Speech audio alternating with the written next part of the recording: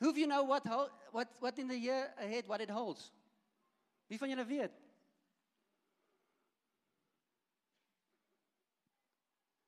Who of you would like to have a really fruitful, significant, blessed 2026?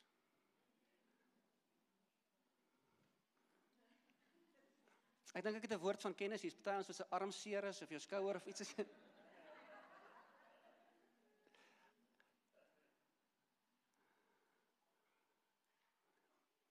So we all got this anticipation or this hope for something better and great in this year. I think that's human nature. Will it come to pass? Yes or no?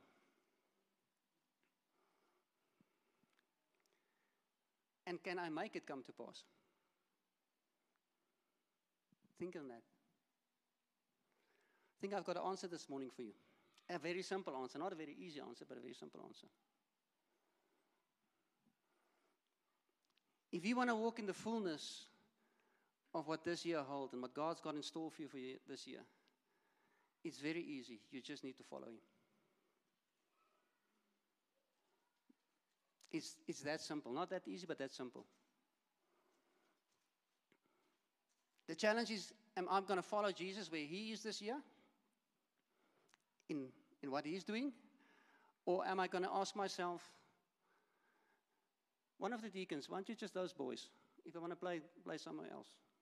Thank you.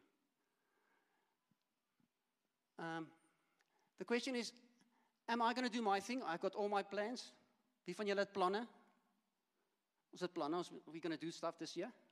It's not wrong. The question is, am I going to ask Jesus to come and follow me in my plans, or am I going to follow Him in His plans? And sometimes there's an overlap. Awesome. Sometimes they don't completely overlap. That's less awesome. So, I'm not good with titles, but if I have to title this morning, it will be Following Jesus in 2026. And this is one of two parts. I'll do the next one next week. So, there's more to come, and I'll try and keep it short. It might run a little bit long, but I'm going to try my best to keep it short. So, to follow Jesus. Unfortunately, in our day and age, the word follow is something totally different than what the Bible means. I'm all here to the young people. It applies to all of us. I follow somebody on YouTube, follow somebody on Instagram, follow somebody on TikTok. Turn to your friend quickly and telling him, following Jesus is nothing like following somebody on social media. Tell them quickly. Tell them, remember today, if Donnie says following Jesus is nothing like that. Julle moet dit weet.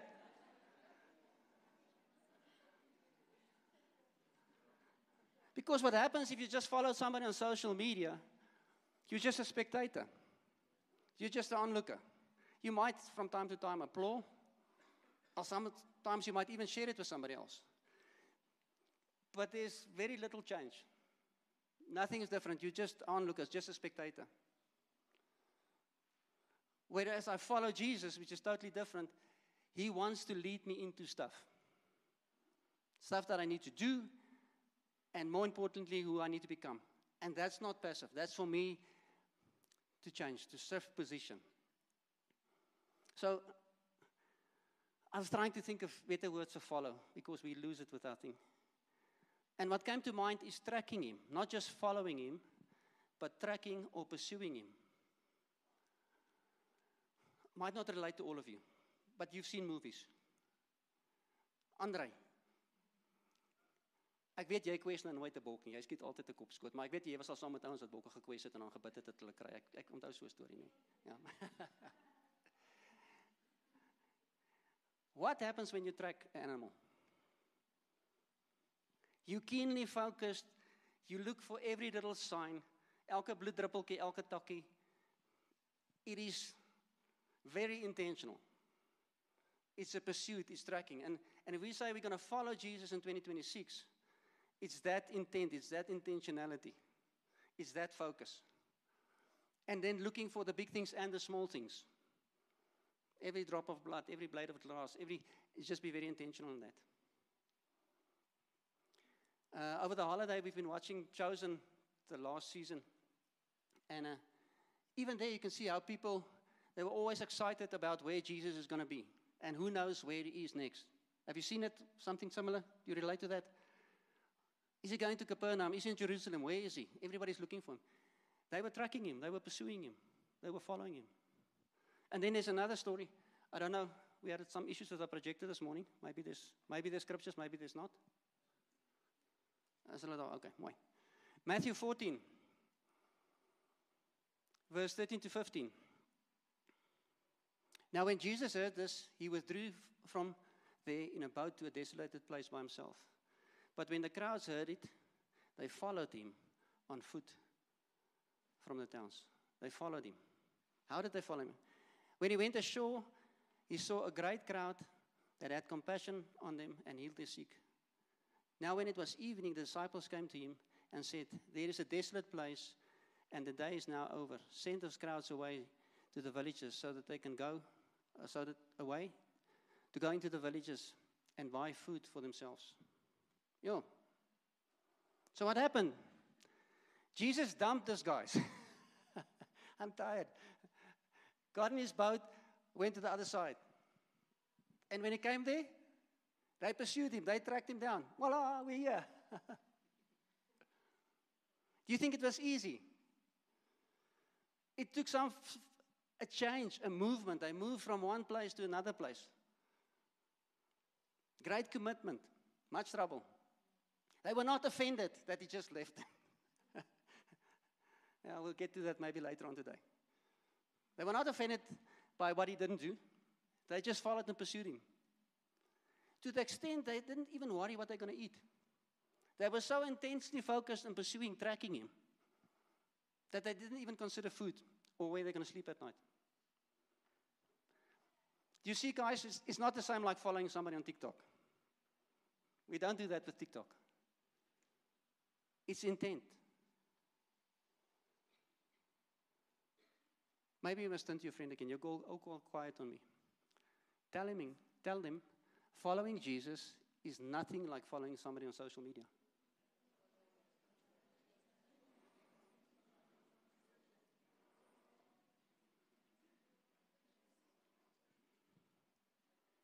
So following him this year.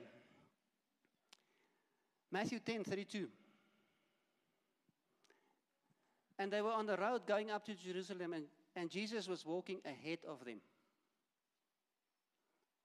And they were amazed. So he was walking ahead, he was in front, and they were walking behind him.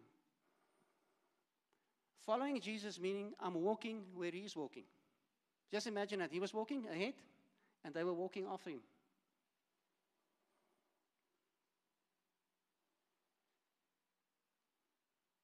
If he's walking there, I'm walking there. If he's not walking there, I'm not walking there. So sometimes he goes ahead of us. Matthew 28, verse 7. Then go quickly and tell the disciples that he has risen from the dead, and behold, he is going before you to Galilee. There you will see him. So in this space, they were not walking directly behind him. He went ahead, and they just followed until they got there. So I want to tell you this morning, there's things in 2026, in your future for this year, where he's ahead of you. You're going to walk into circumstances, and when you get there, you're going to find him there. Because he's already there. If you follow. So that fills me with excitement and with comfort. Even if the hard things, the scary things come along, he's already there.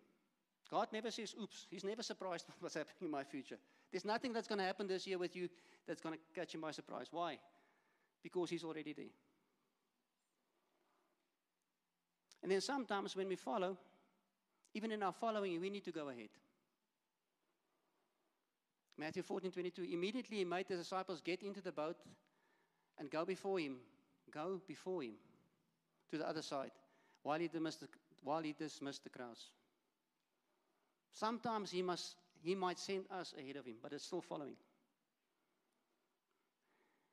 In this case, it was into a storm. He sent his disciples into a storm. And then when they got into the storm, he met them there. So if he's sending you in a storm, if he's sending us in a storm, it's to make us walk on water. It's not to destroy us. So I need 4 or 5 volunteers. Some of the young people. Hierdie voorste ry, almal van julle, kom. Dankie dat julle volunteer. Ek was in die army, ek weet hoe werk volunteer. Okay. So I want you guys to follow me and do whatever I do. Okay? Okay, dan gaan ons.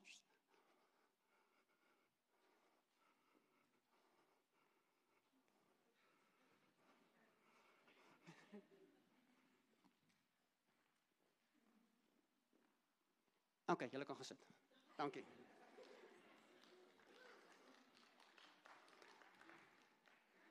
So, they followed me the Jesus way. You followed me the YouTube way.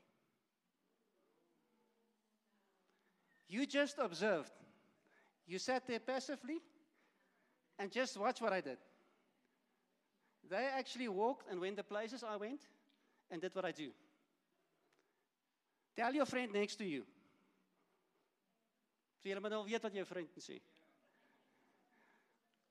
Following Jesus is nothing like following somebody on social media.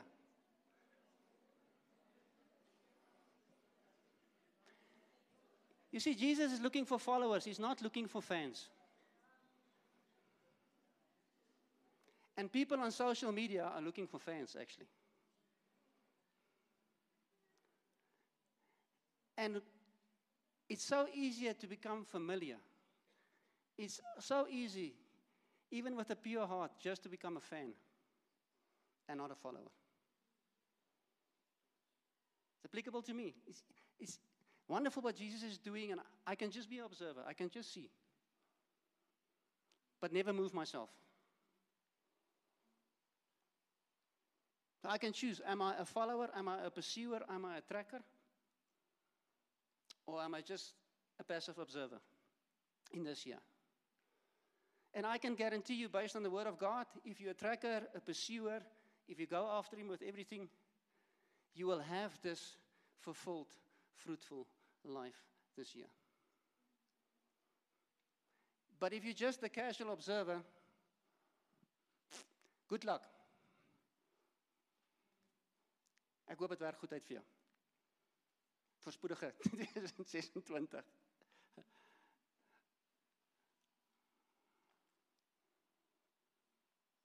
So just maybe think for yourself, maybe you already considered that, but where do you sense the Lord is leading you in this year? Just think on that. Not where am I planning to go, where is He leading me this year?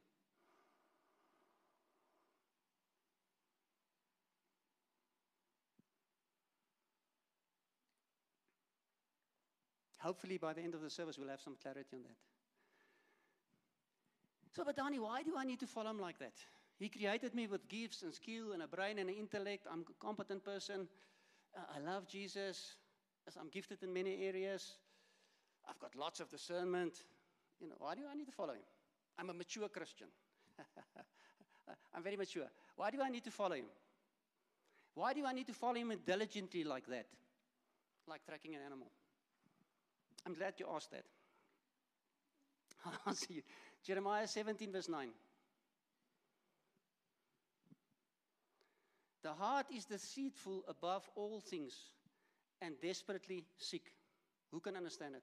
I'm just quoting scripture. The heart is deceitful above all things and desperately sick. Who of you have received advice? Just follow your heart. Maybe even given advice, just follow your heart. It's horrible advice. You're supposed to follow Jesus. Because the Bible says, my heart is deceitful. In another translation it reads, as a person's own mind deceives him.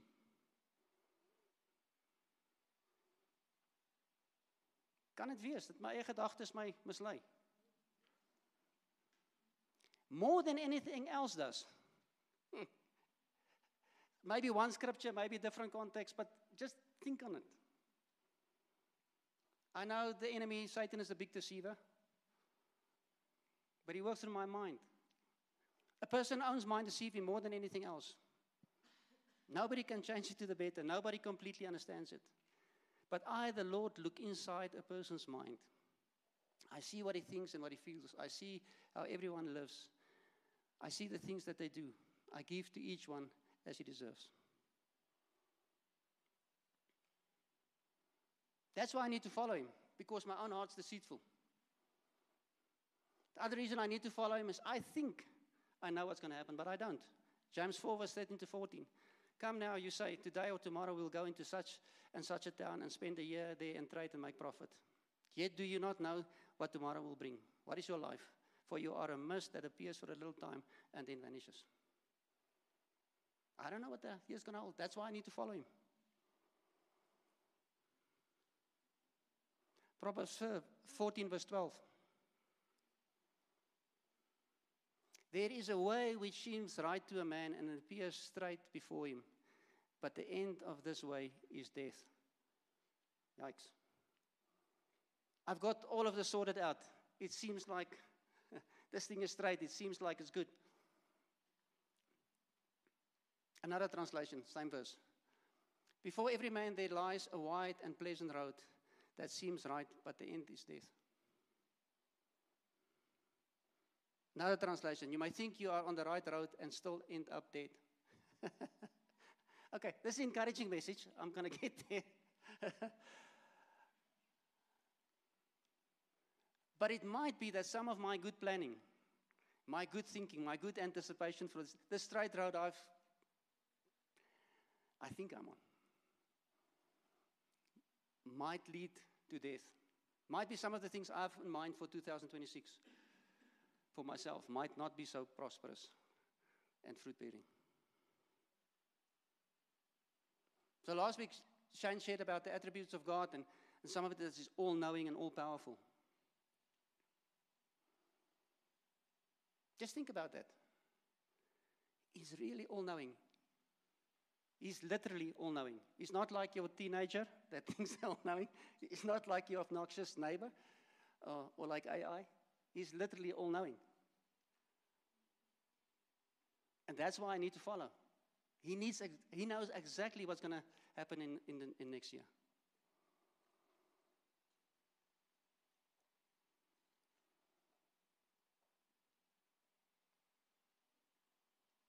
So what are you sensing? What is he leading you into? Many areas, many aspects, many levels to this. Some things that is leading us is easy and obvious and clear. I think there's a place to reach the lost and pray and do stuff like that. That's obvious. There's many areas we have no idea. I don't know what he's leading me into. That's a discovery as I walk through the year. And most of it's not easy. It is not our default setting to follow, at least not mine. And there are many reasons for that. I'm not always convinced that it's got my best interest at heart.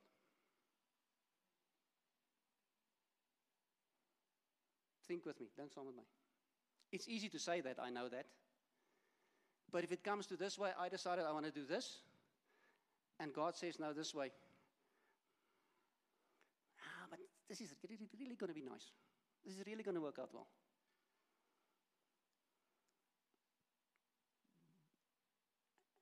Do I really trust him that if I go the opposite direction, that it will work out best for me? It's really difficult because sometimes my flesh is just plain lazy. I don't want to move. I just want to observe. Ek wil net sit en kyk. And then you must also know that the enemy hates me, hates you. And he will do anything for you not to walk in the fullness and the destiny of this year. And that's why he will bring lots of things across our path to deter us. Luke 9, verse 57.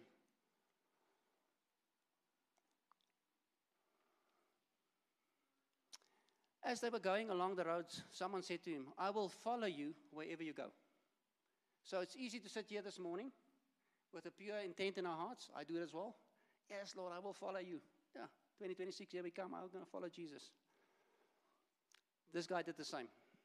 And then Jesus said to him, foxes have holes and birds of the air have nests, but the Son of Man has nowhere to lay his head. To another he said, follow me. But he said, Lord, let me first go and bury my father. And Jesus said to him, leave the dead to bury their own dead. But as for you, go and proclaim the kingdom of God. Yet another said, I will follow you, Lord. But let me first say farewell to those who are at my home. Jesus said to him, no one who puts his hand on the plow and looks back is fit for the kingdom of God.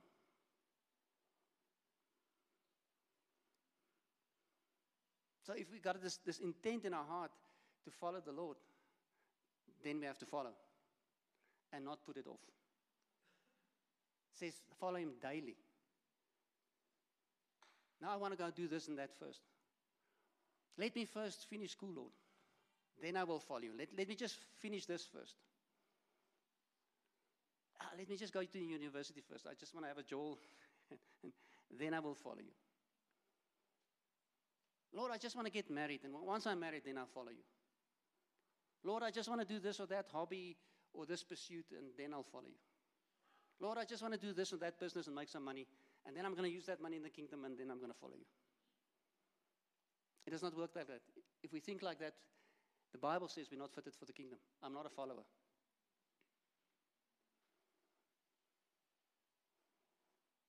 So if God is all-knowing, all-powerful, and he's ahead of me in this year,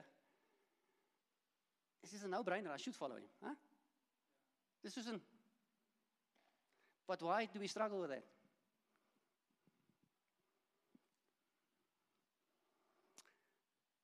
Hulle vra sulke goeie vrae. Mattheus 16. Then Jesus told his disciples, if anyone would come after me, let him deny himself and take up his cross and follow me. For whoever would save his life will lose it, but whoever loses his life for my sake will find it. So this is good news. It's disguised. It doesn't sound like good news. I know, but this is the best news I can give you for this year. To follow Jesus, I need to deny myself. And that's why we struggle, to deny ourselves.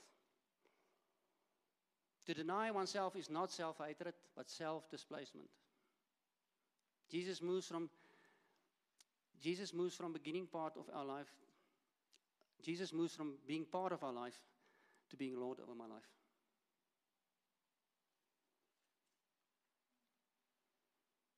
This is the Christian story. This is the gospel. When I receive Jesus, I lay down my life. I die so that he can live through me. That's why we baptize people. Because I'm dead and I'm a new person. Gospel is not just accept Jesus and go to heaven and have an awesome life. It's to die and to deny myself. He must be in control. That's what it means to be born again. I listen to gospel messages and I cringe. Gospel is, I'm not going to follow my own way anymore. I'm going to follow Jesus. And that's why many people fall away. That's why many people turn their backs on the Lord. Why they're not saved anymore. Because somewhere along the way, they might have followed Jesus.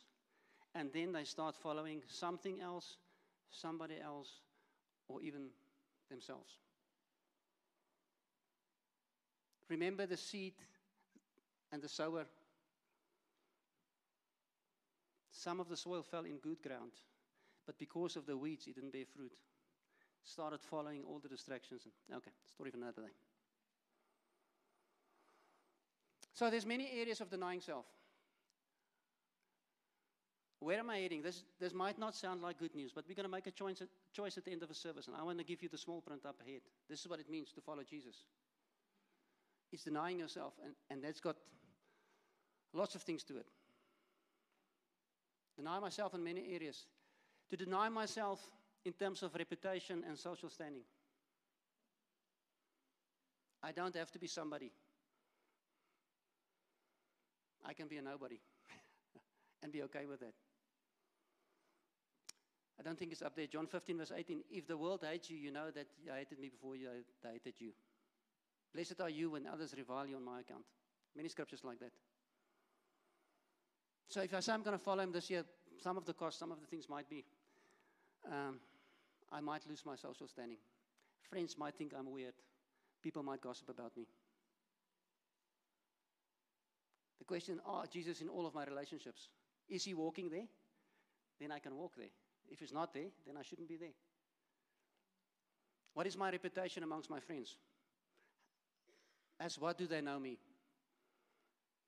The funny one, the party one, the this one, the that one.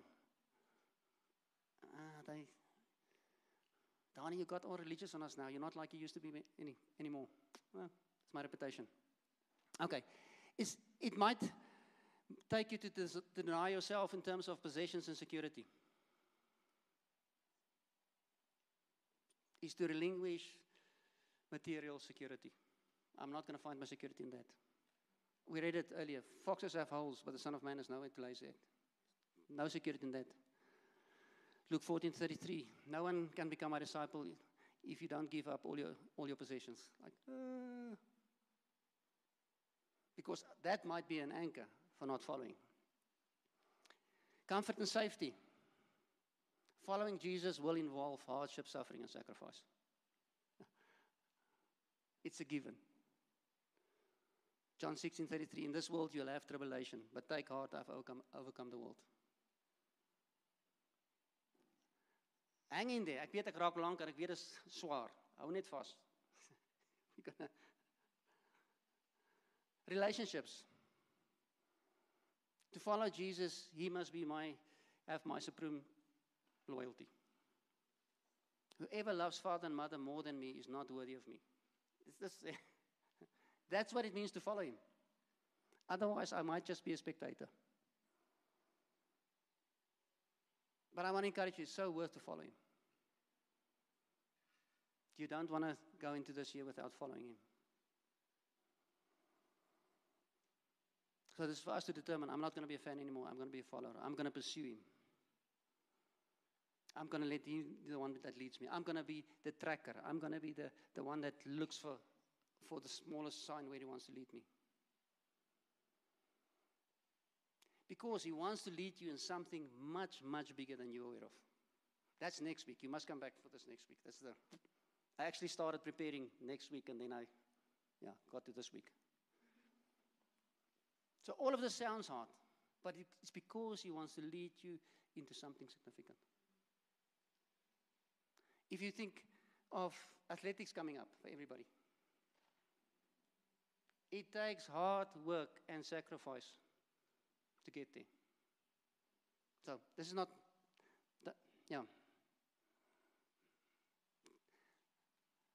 Don't get bummed out by all the sacrifice and hard work. It's really, really worth it. John 12:26. In the Amplified reads, if anyone serves me, he must continue to faithfully follow me, without hesitation, holding steadfast to me, conforming to my example in living, and if need be, suffering or perhaps dying because of faith in me. And wherever I am in heaven's glory, there will my servant be also.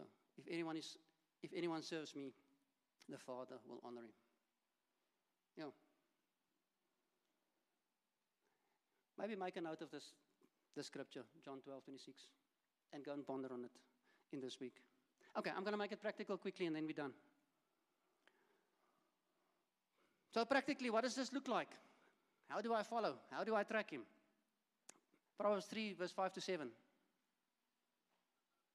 With all your heart, you must trust the Lord and not your own judgment. Always let him lead you, and he will clear the road for you to follow. Don't even think that you are wise enough, but respect the Lord and stay away from evil.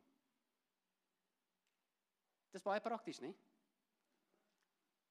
With all your heart, you must trust him, that he's got the best intent for you, and not my own judgment. Always let him lead you, and he will clear the way and the roads before you. Do not ever think that you're wise enough, but respect the Lord and stay away from evil. The same scripture, just in a different translation again. Trust the Lord completely and don't depend on your own knowledge. I can go lots of places with this. King David, was known for being a great warrior. But go and read how many times he went to the Lord before he entered the battle. Should I go or shouldn't I go? Oh, I can just go. I'm David. I'm the great warrior. I've got the knowledge. I know how to make war. Yeah. Okay. Waar was ek? Don't depend on your own knowledge. With every step you take, think about what he wants. This is how you do practical. With every step you take, everything I'm going to do, what is it that he wants? Is he in this place? Can I see him there? And he will help you to get to the right way. Do not trust your own wisdom, but fear and respect the Lord and stay away from evil. Same scripture, last translation. It's all just different translation, different language to help you see how we do it practically, okay? If you want favor with both God and man, and a reputation for good judgment and common sense, then trust the Lord completely. Don't ever trust yourself. In everything you do, put God first. In everything. That means in everything. Not just the big things or the Christian things, in everything. Put him first. And he will direct you and crown your efforts with success. If this year that's ahead, if I can trust him completely and not myself, in everything I do, I put him first, then he will direct my path and I will be successful. So do that in everything. It's to create an attitude and a posture in my own heart, in our hearts, to have just this default setting, not my way, his way. Not my will, his will. To have that thing in everything I do. To cultivate that attitude. In big decisions, it's obvious. In big decisions, do that. Get godly counsel. Go speak to somebody godly. Connect either a deacon, an elder, not your buddy, in the same. Go to leaders. Wait for confirmation. If it's a big thing. Lord, I want to be sure, I want to be sure I'm on your path. Please confirm it to me. I'm not going to lean on my own thing. There's a couple of things within the church, Shane and I'm sitting through, something in my personal life, I'm waiting for confirmation. I've got it all lined up. If you want me to give you the sales pitch now and all the reasons why it's going to work and why it's going to be amazing, and I can give scriptures and I can add things to that, I can do it right now. Yes, but I'm not so sure that he's there. I think he's there. But I'm waiting for confirmation. And on certain of these things, I won't move until I have conversation. Just too much at play. So, to know him in the big things. And I'm listening to counsel and all of that. But I'm waiting for confirmation. But we skip the small things. And then we have a hard time with the big things. Tip. Hack. If you want to follow him accurately, start following him in the small things. That's easier. And as you get used to that, and as you get following in the easy stuff, then it becomes hard. And don't start with the big stuff. Start with the small stuff. Simple things. You can just ask the Lord, Lord, where are you in this week? Waar wag jy vir my in hierdie week? He might answer you or he might not. And it might just be something inside you just feel. It's not the Lord speaking, Donnie, I want you to do this or that. It's just this like, maybe I should go and visit that guy. Maybe we should invite those people over to a meal. It might be something as small as that. Because if he's in it, then I'm going to follow him in that. Or even smaller, Lord, where are you in this day? If you have your quiet time. What do you got in mind for this? What do you know about this day that I don't know? That you want me to lead me into? And again, you might hear something or nothing. But most probably you hear, phone this guy, don't do this. Take your wife out for something. He might lead you into something. Even smaller than that. If I have a conversation with somebody or a coffee with somebody, just before that, just ask them, Lord, where are you in this conversation? I want to follow you. Doesn't have to be a big official coffee meeting thing. Just in visiting with a friend. Lord, where are you in this thing? And just be sensitive in your heart. If there's a leading, I follow. If there's no leading, if I hear nothing, then I don't. I just enjoy that.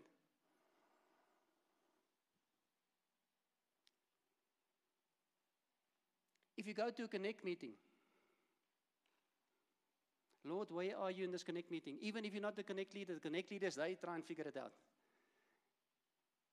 But if you're just going, priesthood of all believers, you've got something maybe to contribute. Maybe the Lord asks you to pray for somebody, give a word or something at the Connect, maybe not. Then it's fine. If you come to church, the same thing. Yes, I would love it. I would love it, love it, love it, love it. If everybody comes here with a word. Or is there something I can contribute to this? Okay. Last scripture. Romans 18:14. For all who are led by the Spirit of God are sons of God. Yes, I would love to preach more on that, but I'm gonna land it there. But that scripture identifies sons as people that are led. By implications, people that are not led. Okay. There's more to it than I just said. Come and ask me afterwards, you want to know. Okay. So we must settle this in our hearts today, that God is for me, you must have that. And that He's always got the best of me, for me. Even if it's hard. Even if it doesn't make sense to me. He's really all-knowing and all-powerful.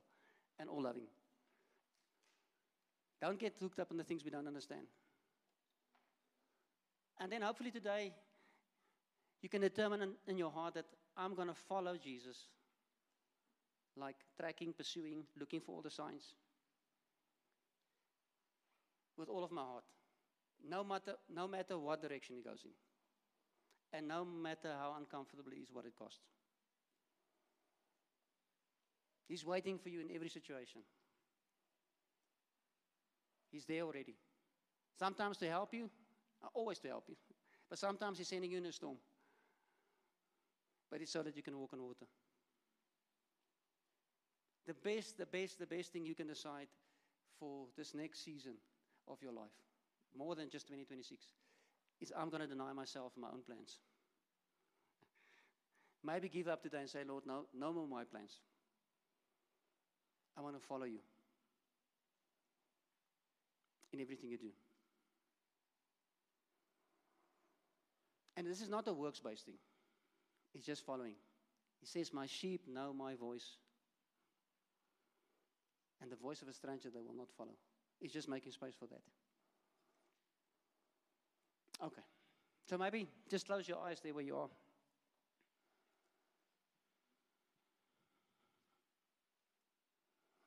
And then maybe you must determine for yourself. I can't force it on anybody. Do you really want to follow Him in this next season?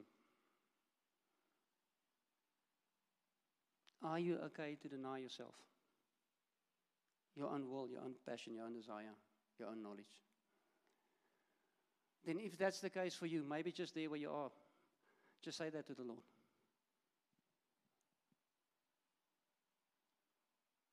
Asking Him to help you.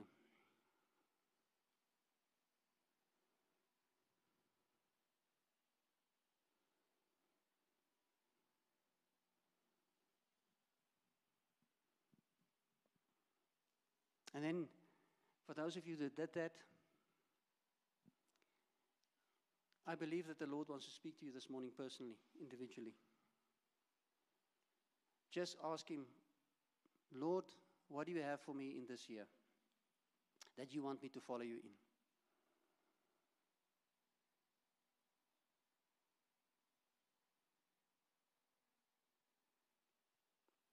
And whatever comes to mind, make a strong mental note of that.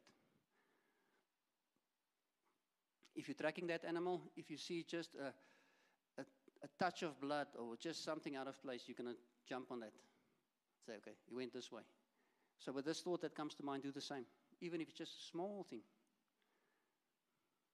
Maybe go sit at home and explore more. There's more. But just for now. So Lord, thank you that you speak to your people right now. Thank you that you